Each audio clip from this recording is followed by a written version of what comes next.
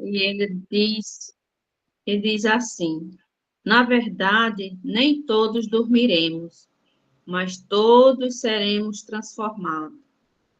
E essa passagem está na carta de Paulo aos Coríntios, no capítulo 15, versículo 51. E quando ele fala do nem todos dormiremos, ele fala realmente da passagem de cada um de nós, porque a cada encarnação, ou cada regresso que nós fazemos para a nossa vida espiritual, nós, cada um tem o seu modo de chegar e o seu modo de partida. E o seu tempo também que fica de acordo com o merecimento e as ações do que fizemos aqui na vida terrestre, né? Porque muitos dizem, fala do purgatório, outros dizem que fica dormindo em berço esplêndido, outros ficam vagando, e realmente cada um com a sua missão, conforme as suas ações aqui.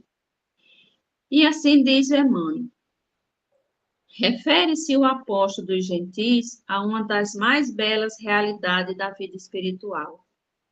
Nos problemas da morte, as escolas cristãs, trabalhadas pelas cogitações teológicas de todos os tempos, erigem teorias diversas, definindo a situação da criatura após o desprendimento carnal. É justo que semelhante situação seja a mais diversificada possível. Ninguém penetra o círculo da vida terrena em processo absolutamente uniforme, como não existe fenômenos de desencarnação com analogia integral. Cada alma possui a sua porta de entrada e saída, conforme as conquistas próprias. Fala-se demasiadamente em zonas purgatoriais, em trevas exteriores, em regiões de sono psíquico. Tudo isso efetivamente existe em plano grandioso e sublime, que, por enquanto, transcende o limitado entendimento humano. Todos os que se abeberam nas fontes puras da verdade com Cristo devem guardar sempre o otimismo e a confiança. Nem todos dormiremos, diz Paulo. Isto significa que nem todas as criaturas caminharão às tontas nas regiões mentais da semi-inconsciência. Nem todas serão arrebatadas a esferas purgatoriais, e ainda que tais ocorrências sucedessem, ouçamos ainda o abnegado amigo do Evangelho, quando nos assevera: mas todos seremos transformados. Paulo não promete sofrimento inesgotável, nem repouso sem fim. Promete transformação. Ninguém parte ao chamado da vida eterna, senão para transformar-se. Morte do corpo é crescimento espiritual. O túmulo, numa esfera, é berço em outra. E como a função da vida é renovar para a perfeição, transformemo-nos para o bem desde hoje. Que nós possamos a cada dia nos transformar um pouquinho que seja. Que agora passo a palavra a você, Arlindo, para fazer a nossa oração inicial da noite de hoje. Seja bem-vindo. Obrigado, Francisca. Boa noite a todos. Sejam todos e todas bem-vindos. E hoje nós vamos proferir a oração A Falange do Bem. Doce nome de Jesus, doce nome de Maria, enviamos vossa luz, vossa paz e vossa harmonia. É estrela azul do Dharma, farol do nosso dever. Libertai-nos do mal, do karma, ensinai-nos a viver. Antes, o símbolo amado do triângulo e da luz. Vê-se o servo renovado por ti, ó Mestre Jesus. como nossos irmãos de Vênus e Marte. Façamos uma oração que nos ensine a arte da grande harmonização. Que assim seja. Pai amado, recebe essa humilde prece, transformando em bálsamo para a cura de todos os nossos males e de todos nós encarnados e desencarnados, e nos alivie nas nossas dores, sofrimento e karma, Senhor.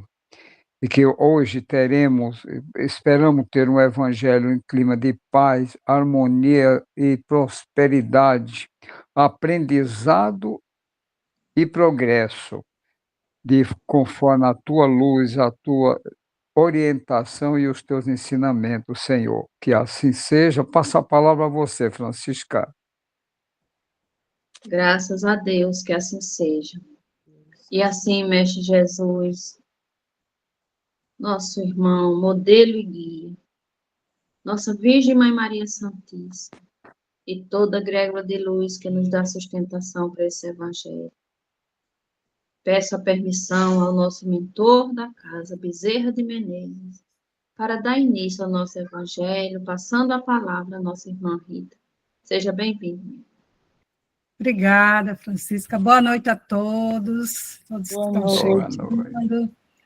Sejam todos bem-vindos e que a espiritualidade possa estar com cada um de nós, em cada lar, amparando todas as necessidades, curando nossas enfermidades, conforme cada um esteja aberto à espiritualização, à moralização e o amparo e proteção divina. Nosso Evangelho, do capítulo 12, amai os vossos inimigos, continuando aí, a leitura que foi feita anteontem e ontem. Nossos itens será o 1, 9 e 10.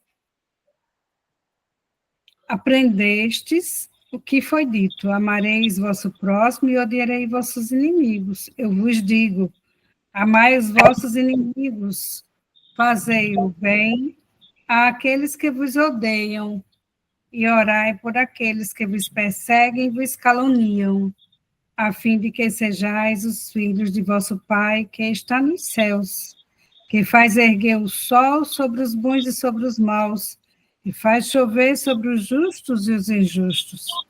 Porque se não amardes, se não há aqueles que vos amam, que recompensa Gente, disso? só um minutinho. Tem um microfone aberto aí, tá dando um pouquinho de microfonia. Já desliguei. Eu agradeço. Obrigada. Já desliguei, obrigada. Os publicanos não fazem também? E se não saudardes, senão os vossos irmãos, que fazeis nisso mais que os outros? Os publicanos não o fazem também? Eu vos digo que, se a vossa justiça não for mais abundante que a dos escribas e dos fariseus, não entrareis no reino dos céus. É uma mensagem de Mateus, capítulo 5, versículos 20, 43 a 47. Nossos itens de estudo são instruções dos espíritos sobre a vingança e sobre o ódio. A vingança é o último vestígio abandonado pelos costumes bárbaros que tendem a se apagar do meio dos homens. Ela é como o duelo, um dos últimos vestígios desses costumes selvagens sobre os quais se debatia a humanidade no início da era cristã. A vingança é um estado atrasado dos homens que a ela se entregam e dos espíritos que podem ainda inspirá-la. Portanto, meus amigos, esse sentimento não deve jamais fazer vibrar o coração de quem se diga e se afirme espírita. Vingar-se, vós o sabeis, é de tal modo contrário a esta prescrição do Cristo, perdoai aos vossos inimigos, que aquele que se recusa a perdoar, não somente não é espírita, como não é nem mesmo cristão. A vingança é uma inspiração tanto mais funesta quanto a falsidade e a baixeza são suas companheiras assíduas. Com efeito, aquele que se entrega a essa fatal e cega paixão não se vinga quase nunca a céu aberto. Quando é o mais forte, precipita-se como um animal feroz sobre aquele que chama seu inimigo. Quando a visão deste vem inflamar sua paixão, sua cólera e seu ódio. Mas, o mais frequentemente, ele reveste uma aparência hipócrita, em dissimulando no mais profundo do seu coração os maus sentimentos que o animam, toma caminhos escusos, segue na sombra seu inimigo sem desconfiança e espera o momento propício para atingi-lo sem perigo. Esconde-se dele, espreitando-o sem cessar. Arma-lhe emboscadas odiosas e derrama-lhe, chegada a ocasião, o veneno no copo. Quando seu ódio não vai até esses extremos, ele o ataca, então, em sua honra e em suas afeições. Não recua diante da calúnia e suas insinuações pérfidas, habilmente semeadas para todos os ventos, vão crescendo pelo caminho. Por isso, quando aquele que persegue se apresenta nos lugares onde seu sopro envenenado passou, espanta-se de encontrar rostos frios, onde encontrava outras vezes rostos amigos e benevolentes. Fica estupefato quando mãos que buscava a sua se recusam a apertá-la agora. Enfim, fica aniquilado quando seus amigos mais caros e seus parentes se desviam e fogem dele. O covarde que se vinga assim é 100 vezes mais culpável do que aquele que vai direto ao seu inimigo e o insulta de rosto descoberto.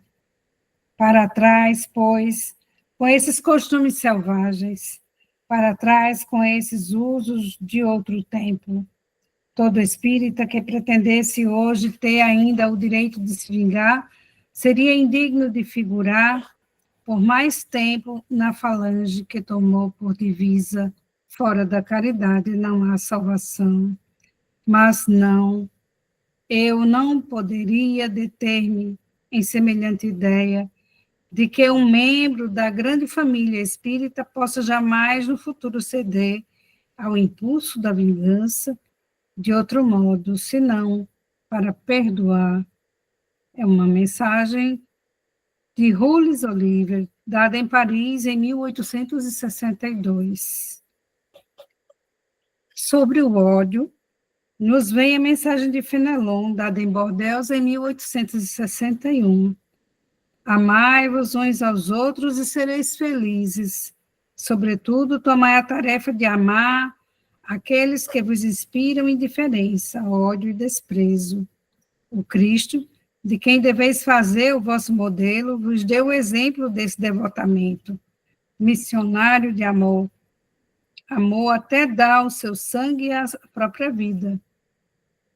O sacrifício que vos obriga a amar aqueles que vos ultrajam e vos perseguem é penoso, mas é precisamente isso que vos torna superiores a eles.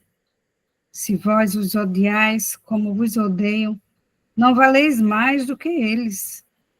É a hóstia sem mancha ofertada a Deus sobre o altar de vossos corações, hóstia de agradável aroma, cujos perfumes sobem até ele.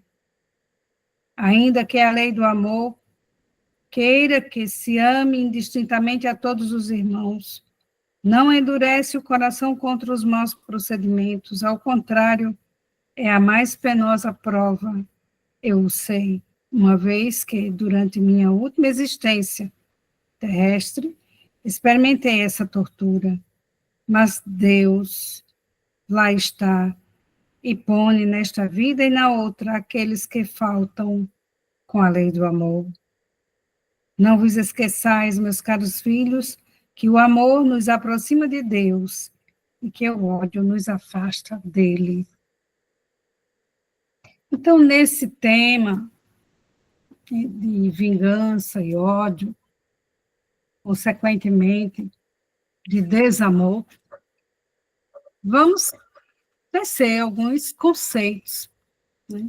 Pelo livro Espiritismo de A a Z, pelos dicionários, pelo Evangelho do Cristo, pelo livro Jesus e o Evangelho à Luz da Psicologia Profunda, de Joana de Ângeles Divaldo, nós temos alguns conceitos que são importantes a gente rever. Vingança é ato lesivo, é desforra, é represália contra aquele que é ou seria o causador de um dano. A vingança é sempre aplicada como um castigo, como pena, punição, ou justiça feita com as próprias mãos. E o resumo de tudo, a falta do perdão. E o ódio, a gente pode resumir que é um sentimento muito forte de aversão, sem nenhum amor. É uma cegueira total do coração.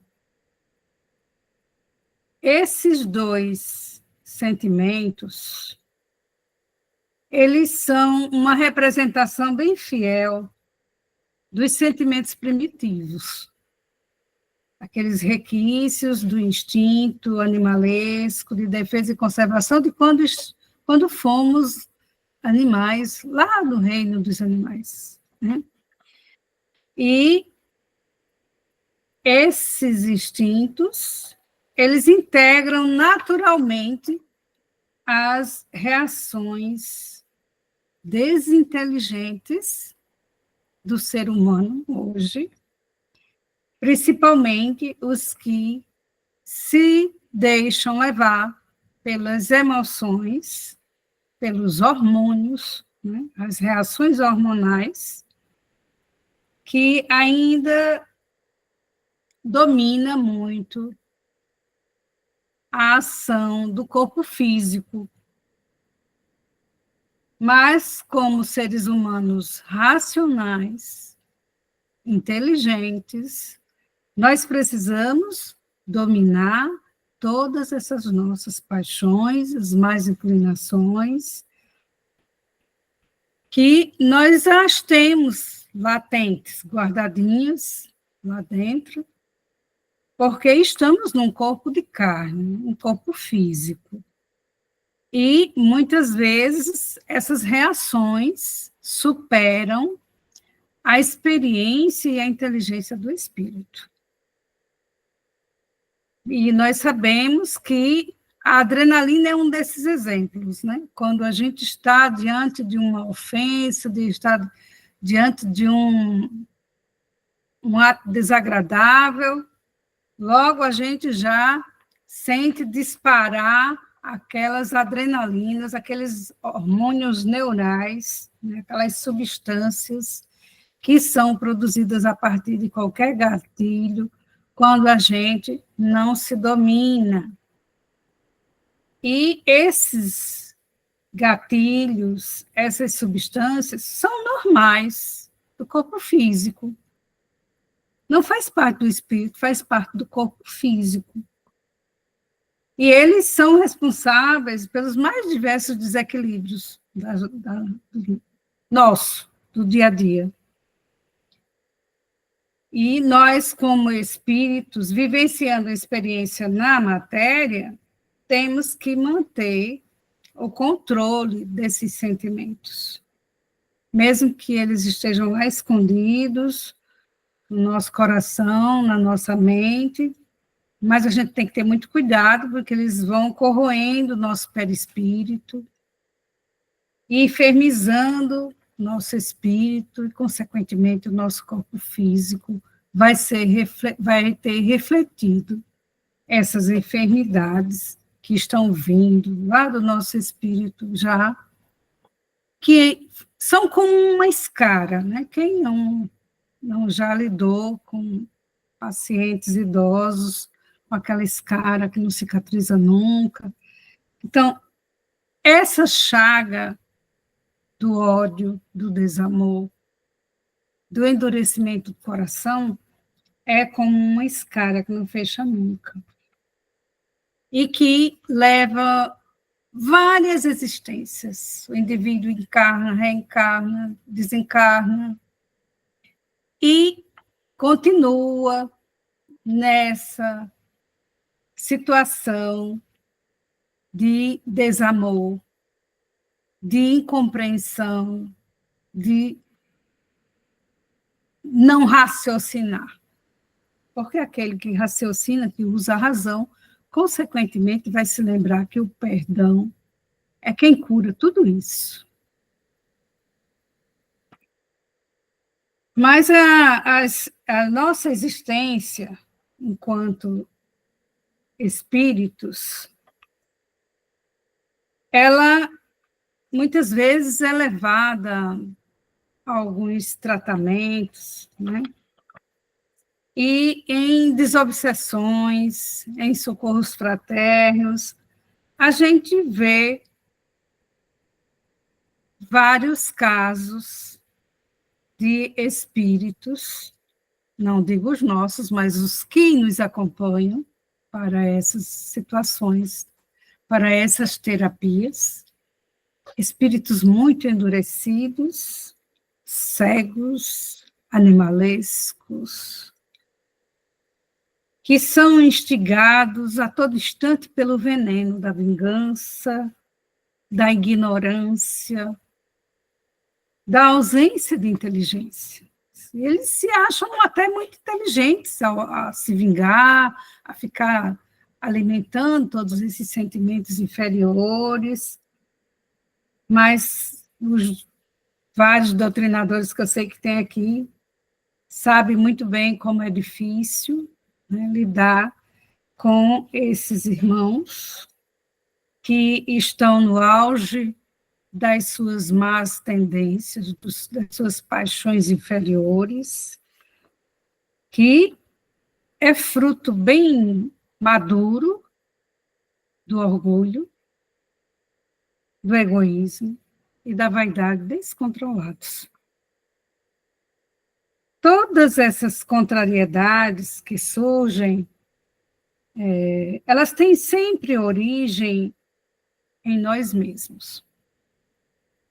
Seja porque em uma existência pretérita tivemos um relacionamento que não foi bem resolvido, e nesta vida a gente tem esses amigos assim endurecidos, esses irmãos endurecidos nos perseguindo, ou seja, porque abrimos as janelas, né, do desamor também, com alguns dos sentimentos que daqui a pouco eu vou falar, que a gente deixou se levar. Então, devemos sempre nos esforçarmos para vencer essas nossas más tendências e as nossas imperfeições. Nunca esqueçamos que somos seres inteligentes e que devemos sobrepor sempre a esses instintos a razão, o senso de razão, e nunca das emoções. A gente vê muitos casos de irmãos que estão sendo perseguidos por obsessores desencarnados que simplesmente querem se livrar da situação, mas tem que compreender que em algum momento deu causa a isso. E qual é a solução? Perdão. A terapia da prece, a terapia do perdão, a terapia do evangelho. E a terapia principal da transformação desse ser que está buscando se melhorar. E a principal virtude que precisa incorporar para vencer a isso é a prática da caridade. Como diz aqui no nosso texto do Evangelho, fora da caridade não há salvação.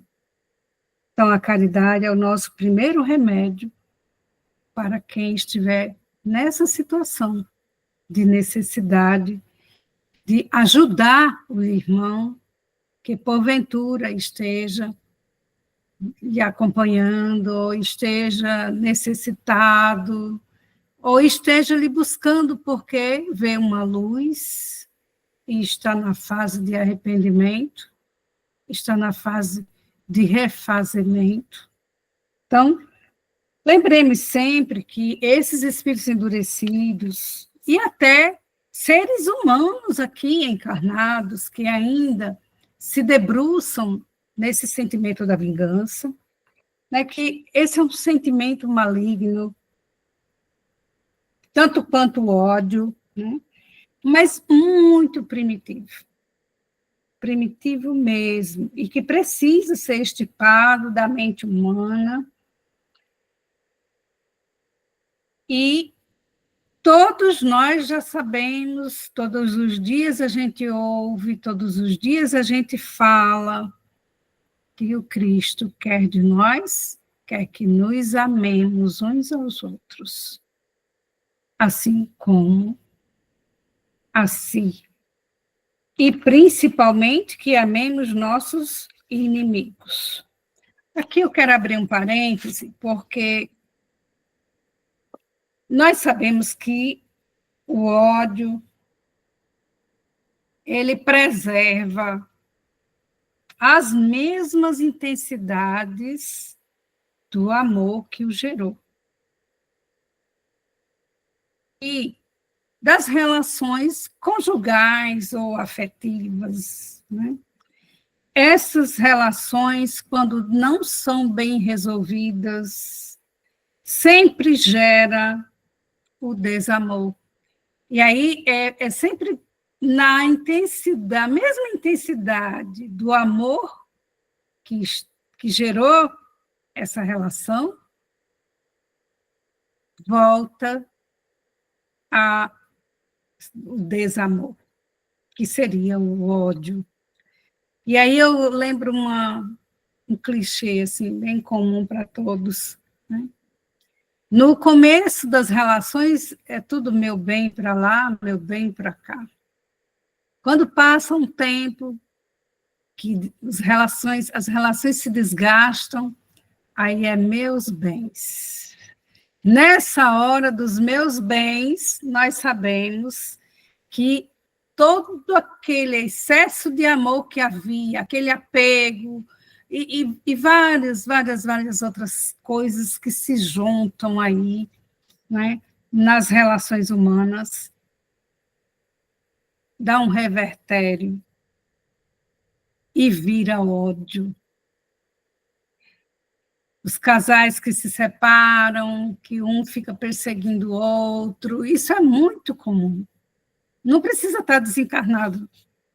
Aqui mesmo, na convivência nossa do dia a dia, a gente vê isso. Imaginemos que, se não resolvemos essas situações, se essas DRs não forem bem resolvidas, isso vai passar para a eternidade, esses sentimentos de ódio, de vingança, vão passar para outra existência. A gente vai ter várias existências com esses mesmos problemas. Então, por que não resolver as coisas agora? Por que deixar? Por que ser parte desses conflitos? Vamos tentar aceitar mais as pessoas como elas são, claro, de acordo com a nossa moralidade, com a nossa espiritualização, porque à medida que nós nos espiritualizamos, nós avançamos um degrau. Ótimo. Chega a vez da nossa depuração e nos libertamos, em consequência das nossas imperfeições. Mas se estamos atados por um desamor, pelo ódio, pela vingança, por algum mal que em algum momento fizemos, e por isso os conselhos de Agostinho de Hipona são atemporais, né? Todas as noites, antes de dormir, vamos passar em revista o que fizemos com os outros, o que pensamos dos outros, o que sentimos, e só assim que a gente se conhece a si mesmo, que a gente consegue reparar nessa vida ainda os erros que vamos cometendo. Nós cometemos mesmo sem querer, sem perceber, e aí precisa a gente ter a humildade de pedir perdão e de buscar a solução desses conflitos. Joana de Ângeles também traz, lá em Jesus e o Evangelho, que o ódio envenena os sentimentos e entorpece a razão. Então, muitas vezes a gente até está usando a inteligência, está numa situação de boa consciência, mas esses sentimentos de ódio, de vingança, vão entorpecendo o nosso coração. E a gente tem que ter muito cuidado, porque isso vai dando vitalidade à vingança, vai conduzindo a transtornos comportamentais de difícil recuperação. Lembremos que Jesus passou por muitas situações difíceis, mas em todas, ele nunca se poupou aos enfrentamentos dos que o buscavam para afligi-lo, né, ou testá-lo. Mas como era que Jesus agia? Ele agia incorruptível, mantendo total serenidade, sem os vitalizar com qualquer tipo de vinculação emocional. Nós sabemos que o homem Jesus jamais se perturbava. Ele enfrentava o mal equipado pelo bem e enriquecido pelo amor, desarmado de sentimentos inferiores. Joana de Ângeles ainda nos diz que a vingança é atraso moral do espírito, que permanece no primitivismo, em conflitos, e que nós nos atamos como uma algema quando se dá trela, quando se cultiva essas inimizades, ou até uma simples palavra, eu detesto fulano. Isso é o suficiente, mesmo que seja só em pensamento, já para manter uma sintonia energética inferior entre os dois. E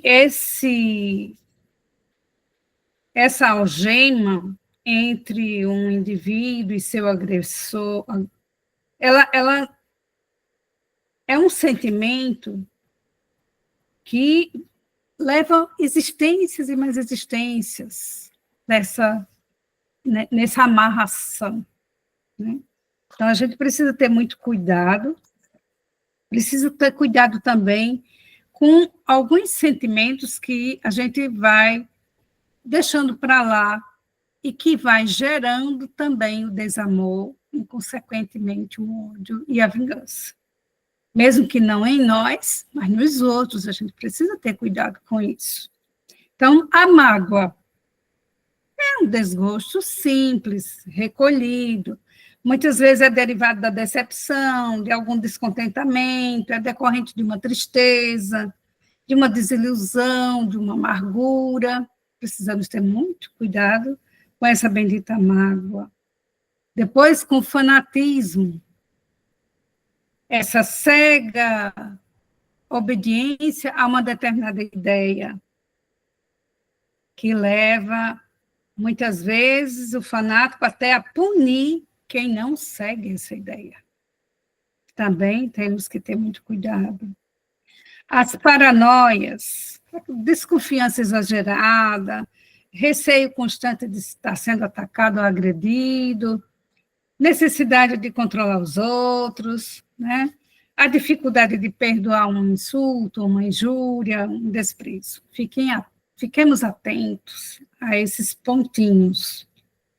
O ciúme, coisa tão simples, mas de rebaixamento muito grave. Basta se sentir desvalorizado, basta uma queda na autoestima, lá vem o ciúme. E ele fica lá escondidinho no nosso coração. Vamos ter cuidado com isso, ter cuidado com a inveja também. Então, esses são os principais pontos assim que a gente pode elencar nesse curto tempo. Quem desejar se aprofundar, eu recomendo a leitura do livro Jesus e o Evangelho.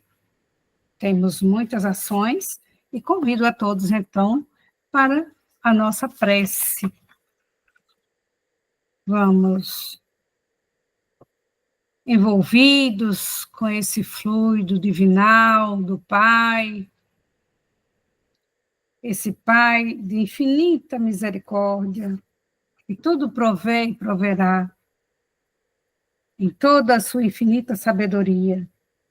Queremos elevar-te, Pai, um louvor de gratidão por nos ter criado e nos nutrido constantemente com o alimento espiritual,